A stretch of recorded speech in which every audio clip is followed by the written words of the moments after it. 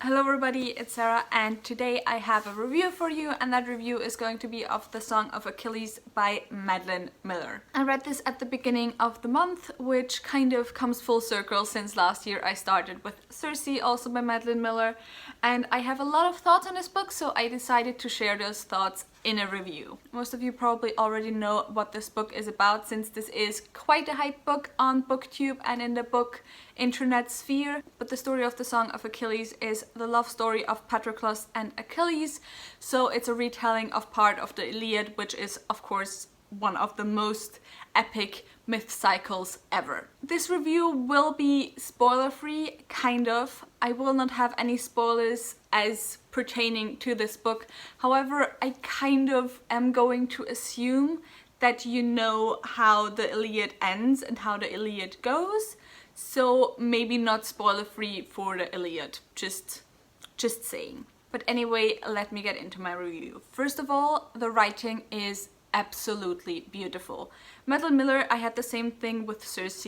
Madeline Miller has one of the most beautiful writing styles that I have ever read. She has a writing that is very well suited to kind of writing epic stories and kind of writing myths. It feels like you're reading a traditional myth or fairy tale. However, while her writing is very beautiful, it's also not very flowery and it's very to the point. She doesn't spend a lot of time telling us what she wants to tell us, which makes the whole story very fast-paced. Nevertheless, it took me a really long time to get through this book. But that didn't have anything to do with the writing, that didn't have anything to do with the story, that had everything to do with the ending and the fact that I knew how it would end and that I knew that my heart was going to be ripped out. I'm sure most of you have heard that this book makes a lot of people cry. And I was no different. I knew what was coming towards me at the end, or like I didn't know, but I was very sure what was coming towards me at the end, since I do know how the Iliad ends. And so every time I read a chapter, I set it down again, and every time I had to pick the book back up, I didn't want to continue because I just wanted to stay in this happy place that was the beginning and the first half of this book, and I didn't want to get to the tears and the sadness and the hurt. So yeah, there was definitely an interesting experience while reading this book. The Song of Achilles is written from a first-person point of view, from the view of Patroclus, so everything we learn through his perspective, and oh my god, Patroclus is the most precious being ever. I love him so much. He definitely made my list of ultimate literary babies. I can't with him. He's my baby. I love him. He is so adorable, just so adorable. On the other hand, Patroclus was really the only character that was kind of, I would say, perfect. All the other characters were very true to myth, and if you know anything about Greek mythology, you will know that a lot of the heroes aren't really good people. They are very morally ambiguous.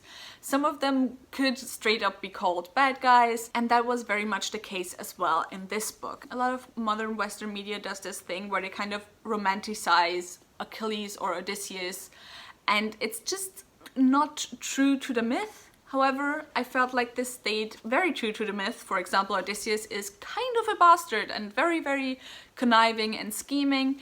Achilles as well. Achilles in no way, shape or form is a perfect person.